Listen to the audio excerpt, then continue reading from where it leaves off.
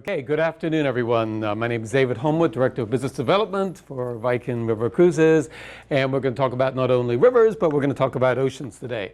So we're going to start out with the longships, where they go to, the itineraries, because longships do play a very important part of our program because they're on every single river that we have in Europe, or what we call a mini longship. We'll also talk about some of the other vessels, itineraries, where they go to, and then of course the ocean product, and then lastly some tools for you, the agent, to help you sell Viking. So let's start out with a Viking longship. Well, maybe we need up a few hundred years. Okay, that's not exactly what I had in mind. Okay, there we go, that's better. Modern longship. We have a total of 40 of them right now. We introduced 6 and 12, and every year we've added more. In fact, for 2 years in a row, we made the Guinness World Book of Records for the most longships christened in one day. So that was pretty outstanding on there. So to be able to have them in every river and go in both directions and all, that's why we felt we needed so many longships to accommodate that. So you're probably saying, okay, so all right, they're longships. What is unique about a longship? One of the features that I feel is very important is the fact that we do have veranda cabins on them. A lot of our clients came to us and said, you know, we want a veranda cabin. We had it on the ocean ship, but so many of the standard cabins on a river cruise are a French balcony. We want to have a full veranda that we can sit out just like we do on the ocean ship. So what we did is we actually went to actually the same designers that designed the yachts of Seabourn, and they came back and said, you know what, we've looked at all the river cruise ships out there, yours and everyone else, and they run the corridor almost like through this room, right through the middle, so you have the same cabins over here and the same cabins over there. What if we off-centered that corridor, kind of thinking out of the box, and we'd gain space on one side of the ship? That's where we can put a full-size veranda. So that's exactly what we did. In fact, we patented the idea, so you will not see that actually on another river cruise ship out there. So that's the side of the vessel, 39 in total veranda cabins that have the full sit-out veranda, just like you would experience on one of those ocean cruises. The other little challenge we have is when we go under low bridges, because we can't, like I said, build them any wider because of the locks and things that we go through, and that's one of the reasons why we had to move that corridor off center, is also the height. With the low bridges, we can't really make it under those. So if you have clients that want to go under on the top deck and we're going under low bridges, have them like completely flat, because as you can see, there's not a whole lot of space for them to make it underneath there. So very typically what you find on a river cruise ship is they have, like the Viking Pride, they're more of a pointed bow, and so you don't really have a whole lot of space that you can be up front. So when we designed the longships, we really thought it out of how to make it different. So if you look at other river cruise ships, or like the Viking Pride, one of the very early ones, you'll notice that they are actually 2.5 decks. So there's actually a half a deck of unusable space. Also, that very front part of the vessel, just like you could see on the Viking Pride there, is an unusable part of the space. So what we did is we squared off that bow and created an area called the Aqua V Terrace. So when we're going under those low bridges and people can't be up on the sun deck, they can be out there on the Aqua V Terrace. So we created 54 square feet of extra space by doing that. We ran the ballast tanks on the outside of the vessel, again, creating extra space, as well as that where usually is an unusable space. So you can see by doing this, we've really created enough space to put some more public areas and also some more cabins on that ship. So if you're actually looking at some of the other vessels and you say, oh, they seem to have a few less people, it's not so much that that we have crammed more people onto it. It's just that we've created more usable space on the vessel. So by squaring off the bow, you have this wonderful area called the Aqua V Terrace, where your clients can be out there, enjoy lunch al fresco or breakfast, have a glass of wine, sit in a rocking chair as you're cruising along, whether or not we're going under those low bridges or not. When you step on board a longship, we call it understated elegance. So we don't overpower you with flowered wallpapers or crystal chandeliers, things like that. It's more of an elegant feel. That actually is more the atrium, the ship. You've got the bright skylights, the floor-to-ceiling windows that are available there. We also have an elevator that does go between the two decks, so between the lower deck and the upper deck there. So if your clients have trouble walking upstairs, as long as you don't put them in an E and F, which are the waterline cabins, they will always have elevator access on that. Also have the library off of that. By the way, we do have, of course, complimentary Wi-Fi. So if your clients, don't bring a tablet or whatever with them, we do have a couple of computers in there which they can use complimentary. Dining room, very much like the atrium, bright and airy with the floor-to-ceiling windows. They can have all 3 meals in the dining room, or they can also, of course, go to the Aquavit Terrace. So there's always that alternative between the dining room and the Aquavit Terrace where they can dine. Speaking of the Aquavit Terrace, it kind of reminds you of a cafe, a little sidewalk cafe out there. And in fact, really in some of the places that you can be, I know a couple of you said you've been on a river cruise. If you can imagine being in Budapest there, looking out and seeing the beautiful chain bridge, you've got really the best seat in the house at that cafe. We also have the interior portion. So if it's maybe a rainy day and we need to close it off, we can actually close it off with those sliding doors. You can just see to the right-hand side there. So everyone can always use the Aquavit Terrace, whether it happens to be rainy or maybe it's snowing outside and they're on the Christmas market cruise. In fact, I had snow when I was on the ship in December last year, and they had it closed off. I said, darn, I wanted to go out there and have a frosty one. I did, but nobody joined me. I don't know why, I mean, what's a little cold air? But seriously, when the weather is nice, it is a lovely area to be at. In fact, that's a picture I took when we were in France in March, believe it or not. So actually, as you can see, people in short sleeves shirts there, so the weather was very, very nice out there. There's a picture of the lounge and bar. And by the way, the bar is actually designed just like a longship. You notice it has a little bit of a curve there, so they designed it to give that feeling of the way they created a longship. Sun deck, a few green features to mention. We do have the solar panels. As you can see, right underneath the railing there, those rectangular squares. They actually help power the hybrid engine, so they run both off of fuel and electricity. We also, of course, have the putting green there. The greenery is actually the organic herb garden. Chef needs a little oregano, basil for dinner. You get in the freshest herbs with this. There's also a shuffleboard, and you can't really make it out, but right at the end of where the herb garden there is actually a very big chessboard, about 3 foot tall on there, if you want to play a game of chess. We have a total of 9 suites on the longships. The 2 suites on the aft end are called the Explorer Suites. One of the firm beliefs that our owner, Tor Hagen, has is that a suite should have a living room and a bedroom, not one of these big rooms with a bed at one end and a sofa at the other end. So there's your living room and there's your bedroom. And a really neat feature about the Explorer Suites is they do have a 270-degree wraparound veranda, so you can see off to the sides or see off to the aft end as well on there. The other veranda suites, and kind of going back when I told you how we moved that corridor off center to make way for the veranda cabins on one side of the vessel, on the other side of the corridor we went lengthways and created the veranda suites. So you have the living room there, you can see in the foreground, bedroom in the background, and a nice walkout veranda off of the living room there. Those TVs are in every single stateroom. They're more of an interactive TV, so you can plug your phone in, listen to your own playlist on it, if you have an iPhone or whatever, or if you want to just watch a movie on demand. So some really neat features on those TVs. There's your bedroom. Then your veranda cabin, again, on the other side of the hallway there. You've got a nice 205 square feet, so good stateroom compared to very similar, I guess, what you might say on an ocean ship. So you have the nice walkout veranda, you've got the flat panel TVs. All of the staterooms also have in-room refrigerators. So one thing, remember, when they're on a Viking cruise, and I say cruise because I don't care whether they're on a river cruise ship or the ocean ship, they want to bring something on board. What I mean, in other words, if they'd like to bring some beer, put it in the refrigerator, sit out on the sun deck and enjoy it, they're more than welcome to. Maybe they've enjoyed some wine at a wine tasting. They want to have a bottle with dinner. Again, they can do that as well. So that is one of the nice features, is we don't mind what they bring on board. So maybe if they're like me and they like to have a cocktail as they're getting ready for dinner, Viking, they don't have to smuggle that vodka on board in a shampoo bottle. You've done that, okay. The French balcony cabin, if you're not familiar with the term, think of a sliding glass door, but you cannot actually walk out, so the railing is right there, as you can see again in that picture there. So everything I've shown you up to at this point has had elevator access. The standard staterooms are what I call duck view because the water line comes up about halfway the wall there where the window is, do not have elevator access. So you do have one small flight of stairs to go up. Otherwise, the same amenities that are in the rest of the cabins, the in-room safes, refrigerators, so on and so forth.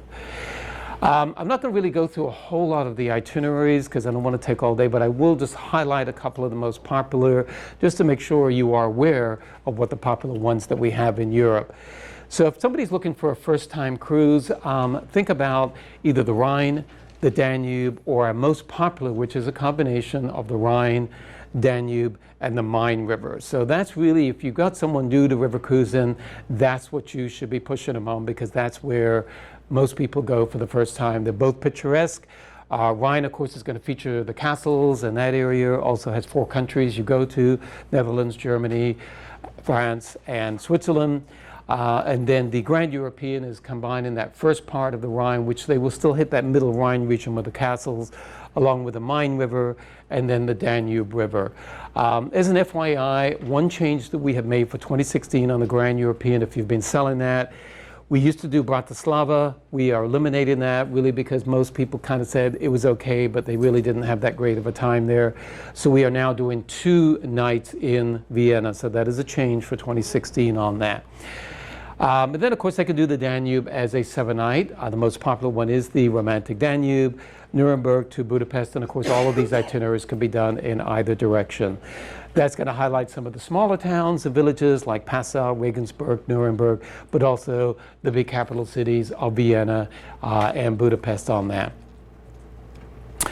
We always start the season out with the Tulips and Windmills. A great itinerary for those that love the floor. It does include both Belgium and the Netherlands on that. It's a round trip from Amsterdam, so they will have the opportunity to see Amsterdam on this as well. And of course, one of the highlights while they're in Amsterdam is to go to the famous Keukenhof Gardens, see the fields of tulips as they go there, and of course the gardens themselves are really nice. In fact, when I was there in December, I was in Amsterdam, and I thought, I'm going to go get a pair of those wooden shoes, so I went down there and bought a pair, but I think they're too big, don't you? I think I got to buy 2 big shoes. Oh well. We also have 3 itineraries that go to France. We do Paris in the heart of Normandy. That's a round-trip cruise out of Paris. Goes to Rouen. Of course, that's a set-off point to go to the Normandy beaches that are there.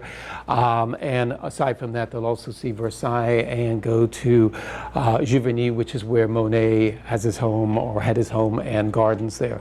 Portraits of Southern France is going to do your lower end, whereas it's going to do the Burgundy wine district of France. Also overnight in the Lyon, which is the 2nd largest city in France, and then work your way down to Avignon on that. They can combine both of those together. We nickname it France's Finest to make a complete 14-day cruise. The other itinerary, which is one of my favorites, is the Chateau Rivers and Wine. That's going to be for your wine lovers because we will go to those famous districts of, say, Bordeaux, Médoc, Margaux, Sauternes, so on and so forth on that. The area is also known for oysters, truffles, and cognac. I mentioned at the beginning we have several long ships that we call the mini long ships because they aren't, for whatever reason, we can't maybe build them long enough or tall enough. And this is one of the cases where the locks in Portugal are much shorter than the ones in Europe. So this is a much shorter vessel, but it has the same features that I spoke to you about on there. So this is what we'll call it a mini long ship. This is a 7-night cruise on the Douro River and does give you 2 nights in Lisbon before and after. The Elba is the other itinerary which has the mini longship on it. And in that particular case, it has very shallow waters and low bridges. And this is one of the itineraries that is very unique to Viking because we're the only major river cruise line to do that. So if you've had clients that maybe have cruised a few times on the Danube, Rhine, looking for something different, this is a great one to recommend that to them. So it does Berlin, 1 night in Berlin, 1 night in Prague, and then the 7-night Elba cruise in between. We also new this year, if you're not familiar, and again for next year, we are doing escorted tours along with the river cruise. I'm not going to go through each one of them, but essentially what you're doing is you have a land portion with hotel stays and escorted tours every day, and we combine that with a particular cruise. So for example, the upper right, the Grand European, and Belgium would be the Grand European cruise combined with hotel stays in Ghent and Amsterdam on that. We started in Russia, so I always like to remind everyone that that is a very unique one to Russia for Viking. Why? Because we actually own and operate our own vessels. When we started there, we actually purchased the vessels.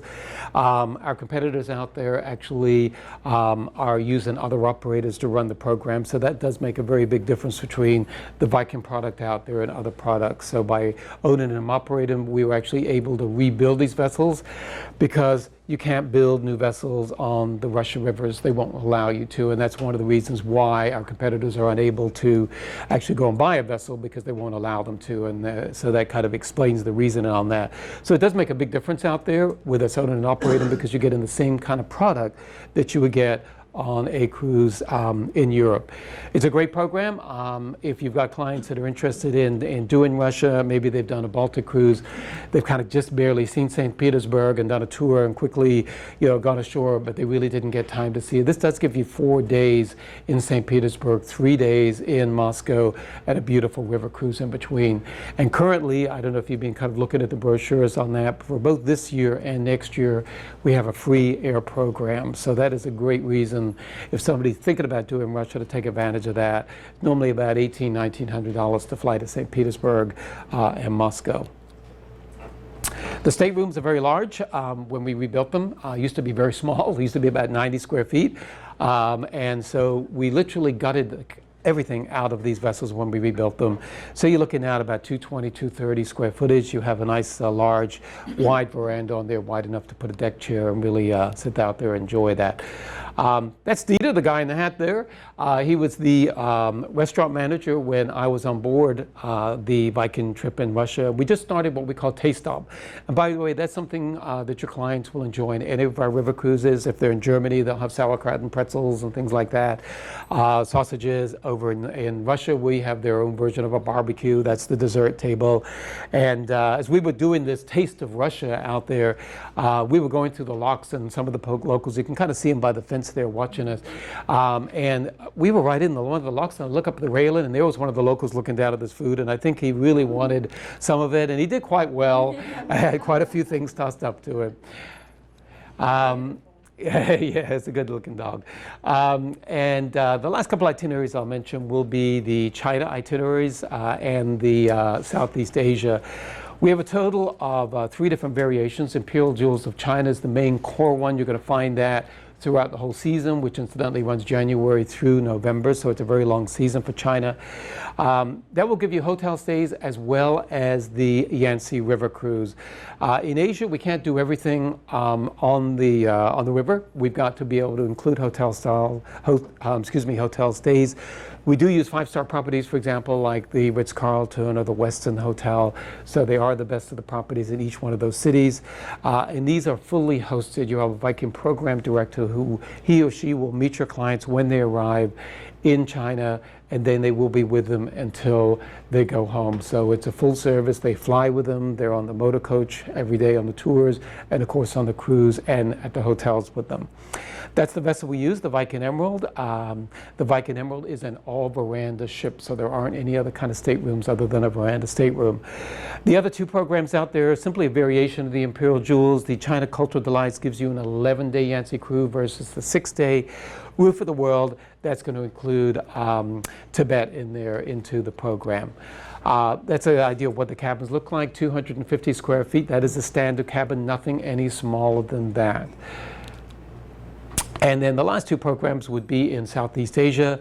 The magnificent Mekong and then the Myanmar program both use the same kind of vessels. They're 60-passenger vessels. So these are some of the smallest vessels that we actually have out there. This runs exactly the same way as the China program, with that Viking host that's going to be there with your clients from the beginning to the end until they fly home. And again, the other program for Southeast Asia would be the Myanmar program, which would be a Irrawaddy cruise combined with hotel stays in Rangoon and in Bangkok on that. So I also wanted to include the ocean product. I was fortunate enough to just come back about 2 weeks ago from that ship. So what I've included here is we don't have any official photographs out here, actually ones that I took while I was on board, except maybe 1 or 2 that were actually done by a professional. In fact, Steve and his wife Marty were on the cruise with us. So if you ever have any questions, great people to talk to because they experienced it firsthand. Just to give you a little bit of a thumbnail sketch of why we went into ocean, the owner of the company I mentioned a moment ago, Tor Hagen, he used to be on the board of Holland America Line. He also used to be the CEO of Royal Viking Line. If you're not familiar with the Royal Viking Line, look it up in Wikipedia and it'll tell you all about it. It was one of the first luxury cruise lines out there. And Tor felt that there was a need for something out there in ocean that wasn't being fulfilled.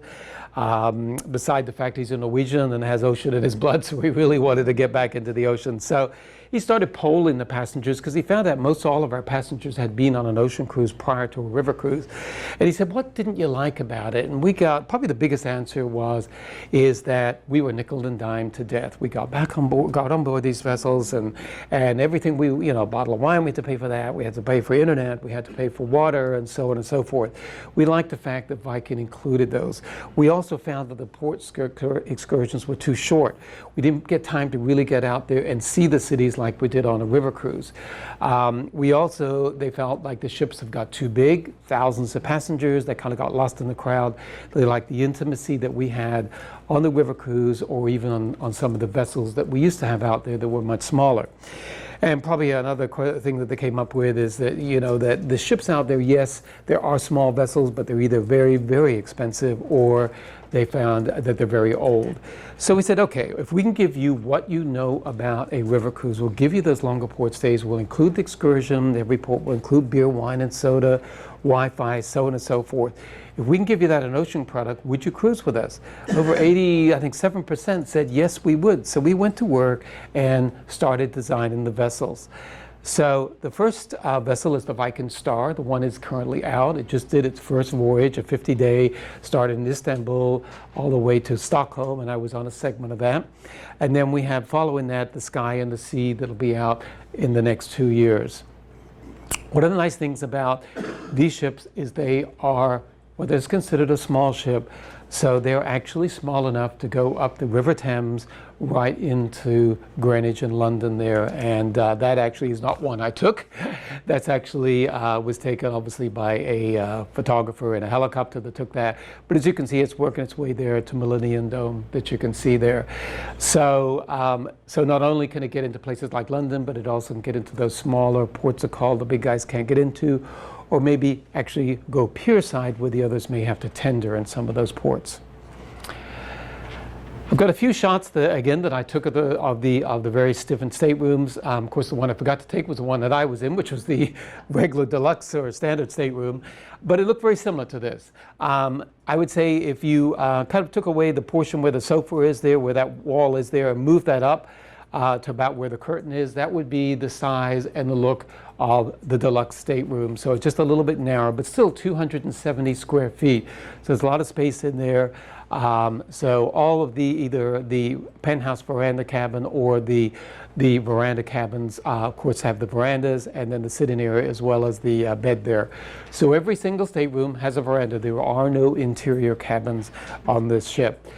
Now, one of the things when you're trying to sell up on the ocean ship or on the river cruise ships, of course, is to move them into those suites or those veranda cabins because they are larger, and of course they do have the nice features. So in the ocean, every grade that they go up. So in other words, if they're in the deluxe veranda stateroom, they are going to get set of binoculars they can use. Their refrigerator is going to be replenished daily with snacks, non-alcoholic beverages. They'll also have be able to reserve into the specialty restaurants. There's no charge for them, of course, again, of that more inclusive nature, but they can make reservations.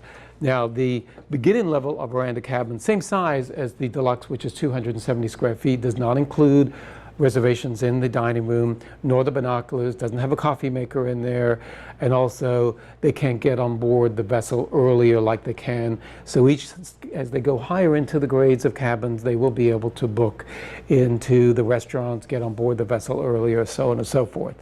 So that's one of the ways to sell up in this product, those added features as they go in there.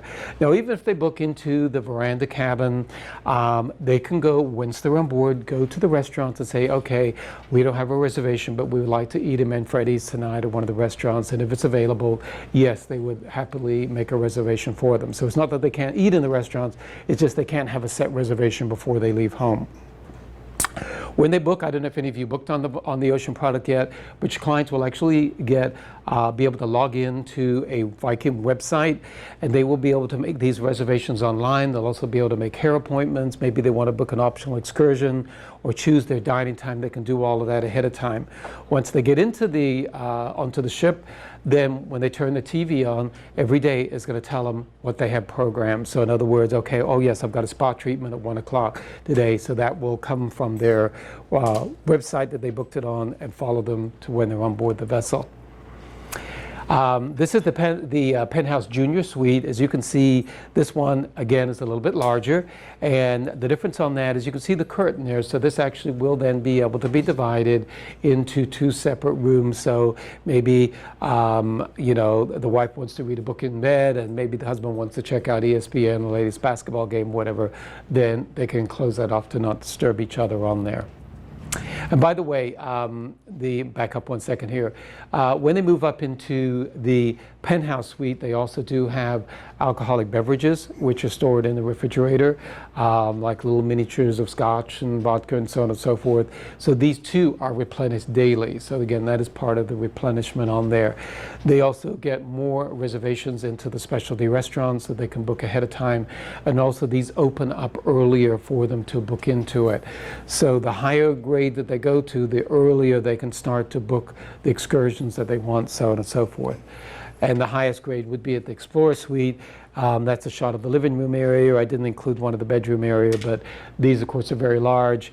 And depending on where they're situated on the ship, the size of the veranda. Some of them even have a wraparound veranda, which are very nice on there. The only one that's larger than that is actually the owner suite. And if tour is not on board, then we will sell it. So if your clients want the owner suite, then yes, that's going to be even larger yet on there. This is what we call the living room.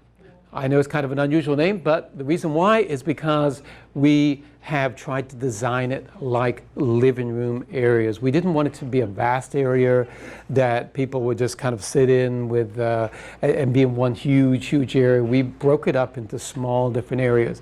That, by the way, where you see the photograph, or it's not that actually of a ram there, that actually is a large screen.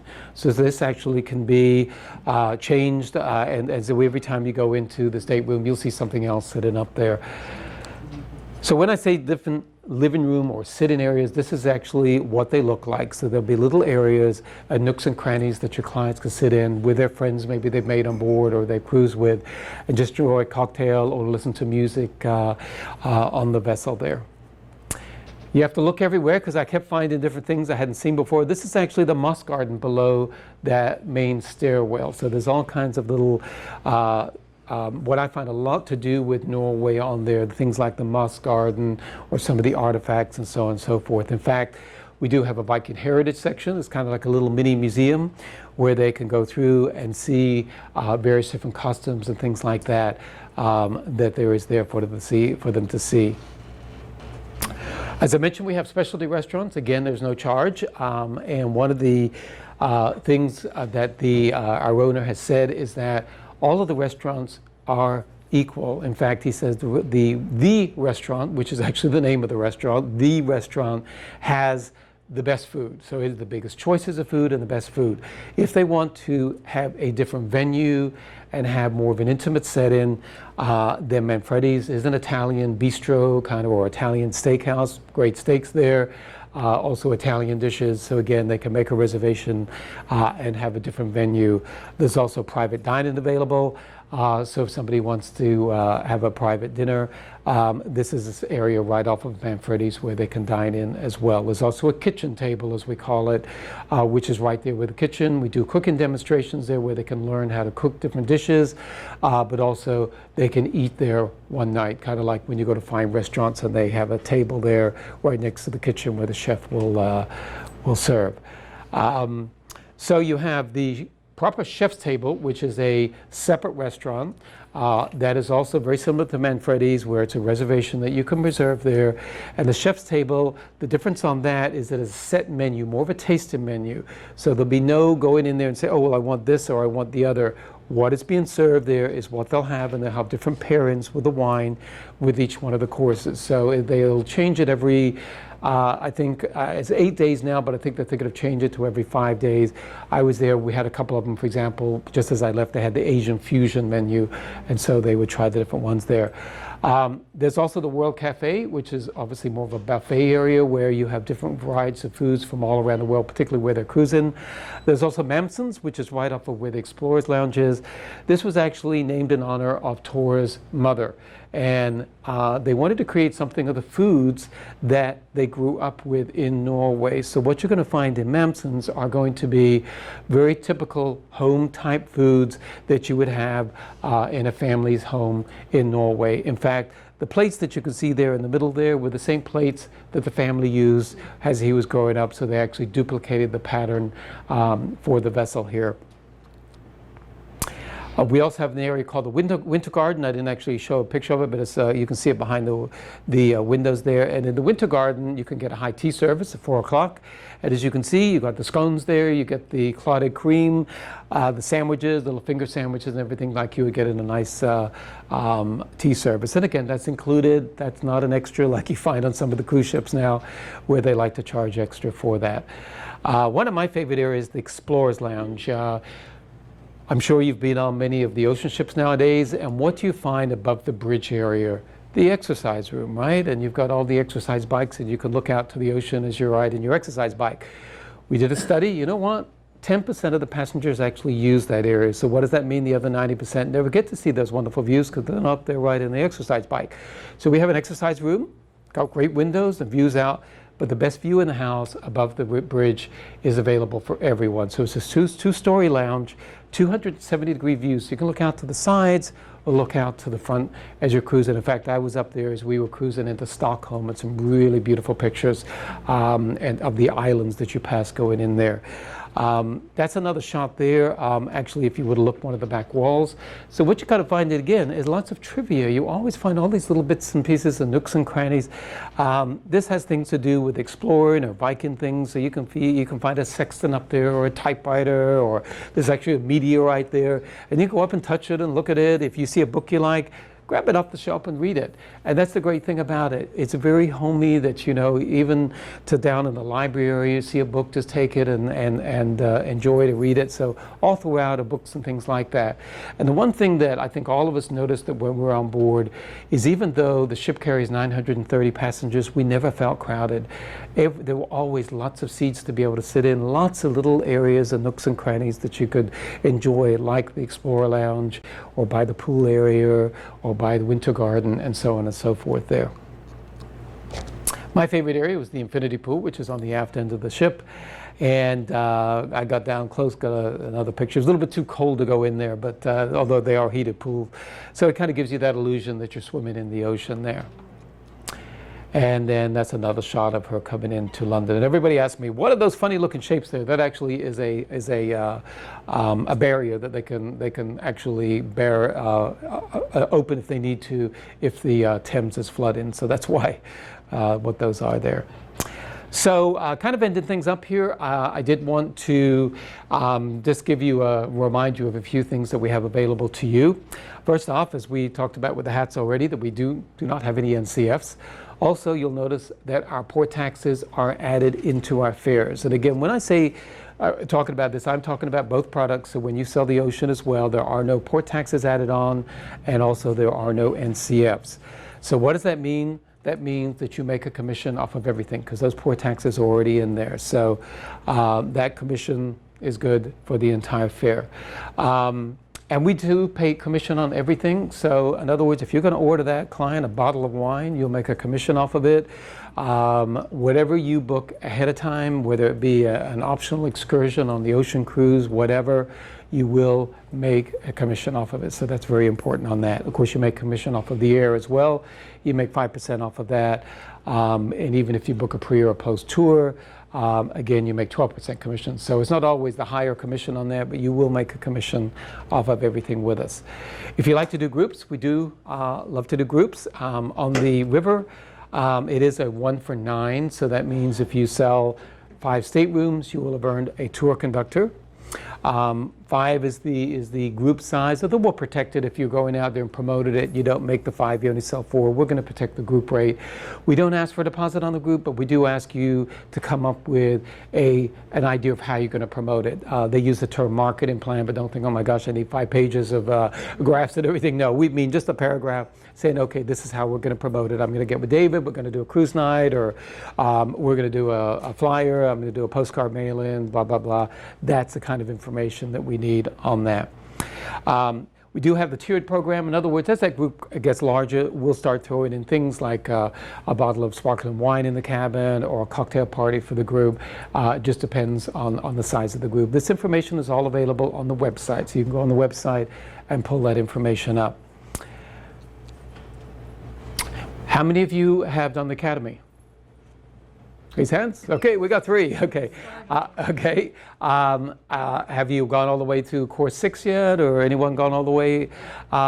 One of the things that you're going to find with the Academy is it is a useful learning tool. And that's why, again, I didn't get into a whole lot of in-depth on the itineraries. I just kind of briefly went over them.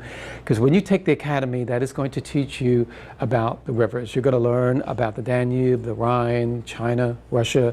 So when that client asks you, well, I don't know, should I take the Rhine or should I take the Danube? You're going to feel happy to talk about it. You feel familiar with the product. Once you get through course 3, you will have a $50 Visa card that will be available to you for every Viking booking that you make within 60 days of graduating from course 3. We currently don't have course 7 out. It should be out sometime this summer, and that'll be the final course. Once you complete course 7, then you will become the Viking Master Cruise Expert.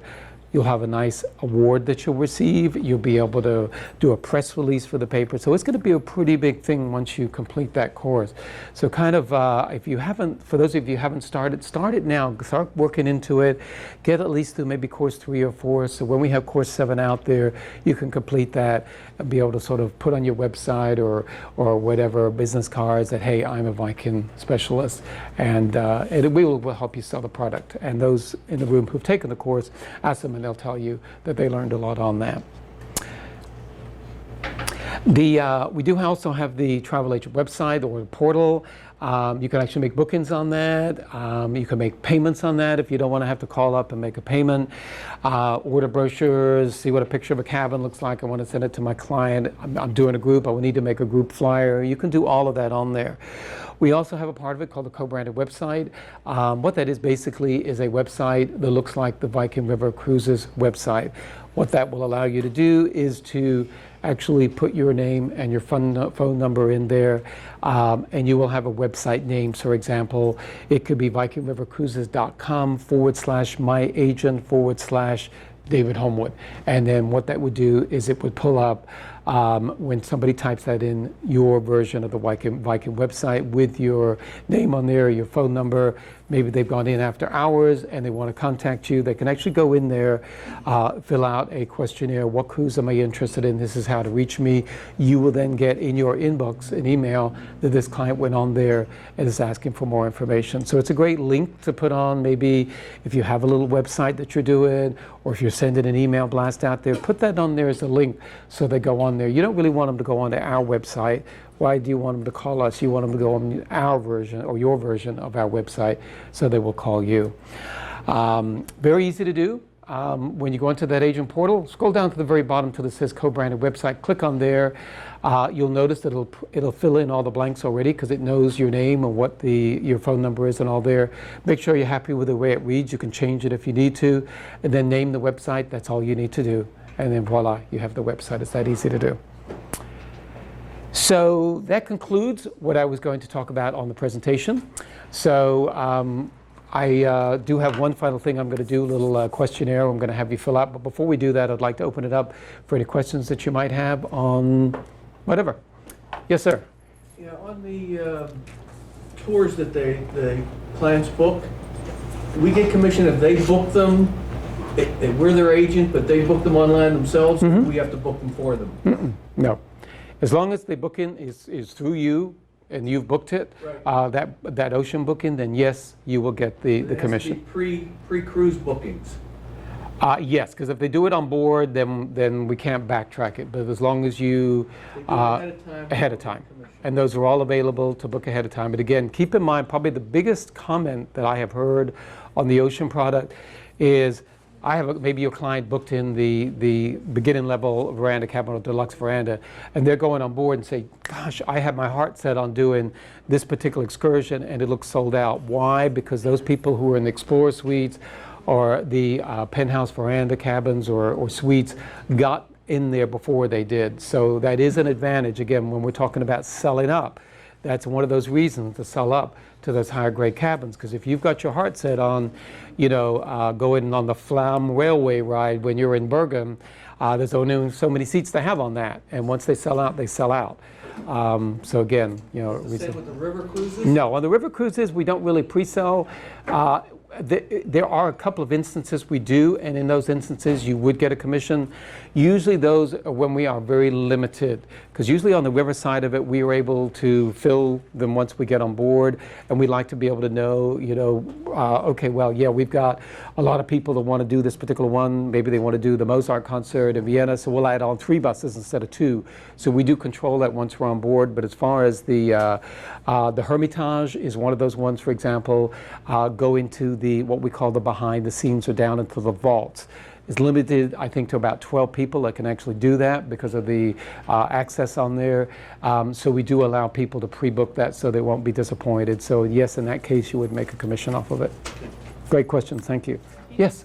For accommodations on the river cruises, do you have any that are, I mean, I have to refresh my memory because it's been a little while. So say if you had a couple and they were taking a late teenage child for a graduation gift or something, what would the accommodation be that would, accommodate them? Okay, so I think what you're asking me is do we have any triples or quads or anything like that, and we do not.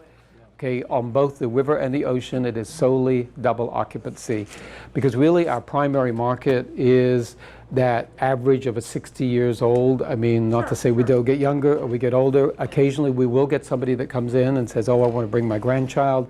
And based on their age, you would just have to advise the agent. Would usually that's fine for them to bring them on, but they would have to be a double occupancy. In other words, it's going to be grandma and the grandchild or granddad type thing. Okay. Now, there are a couple of cabins on some of the vessels, on the Prestige and the Legend, which actually have single cabins.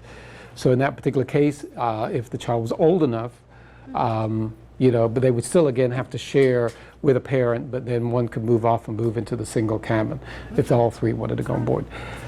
Yes, sir, again? I just booked some couples on the romantic Danube. Yes. But one of the couples, the guy that actually came to me first, wanted to bring his 16-year-old son. And we couldn't get him on there. And he had to buy a second, if he wanted to go, he had to buy a second cabin Correct. and pay full price for a second cabin. So he decided not to go. Yeah. But Usually it is 200% for single, with the exception of the Prestige and Legend, which does the Danube Waltz, and those do have 6 single cabins on them. And then that is not 200%, it is about the same price as a per person. But on the long ships, there are not any single cabins. Was there a question over here today? Yes? Yes. All the ocean cruises are going to be in Europe, correct? Currently, yes. Yeah, currently. When the newer ships come out, the sea and the sky, will you be expanding We will. to the We will. Caribbean, or are you going to stay in? No, we will, this winter season, we will be doing Europe because we only have the 1 vessel, but once we get into the 2 or 3 vessels, then we will. In fact, when Steve and Marty were on board, we actually did a questionnaire to all of our PC guests, and we said, where should we go? So we kind of took some of their input of what we do. So where it'll be, I don't know. I'm kind of hoping that it does come over and maybe does the Caribbean, and hopefully it'll stop in Florida on its way down so we all can go and see the vessel. But again, I don't know for sure, when we'll have it, but that's what we're hoping for on that. Yes? Was there a rumor about Viking doing river cruising in the States? Yep, that is actually not a rumor anymore. I think the governor of Louisiana, or is either the mayor of New Orleans, I forgot which one it was, but actually announced about 2 months ago that Viking will be doing the Mississippi. We haven't opened it up for sale or anything yet. The ships have been designed, shipyards have been chosen, but I don't know for sure, but it may be December is probably the earliest that we'll actually release it, have pictures of the vessel, so on and so forth, and have it open for sale. So kind of look for that. That's where I'm hoping that'll be December, that we'll actually have the product out there in the marketplace. Just one ship or multiple? It'll be multiple. I'm not sure the exact number on it. The ships themselves, they will be reminiscent of the vessels like the long ships, except they'll be a larger scale, and they will be all veranda cabins. So it'll be a different kind of a vessel, but it'll be more of a European. In other words, it won't have a paddle wheel on the back. I can guarantee 100%. So would they be new ships? No. There will be brand new ships built here. Oh, really? Absolutely, yes. Oh, it will be built here? They will be built in the U.S. So when will They have to be built in the U.S. because of the Jones Act, yeah. That's right, because of the Jones Act. Yeah. So when are they looking at sailing? Probably 2017. Yeah, that's right. Yeah. Anything else? Okay, we've got all the questions there.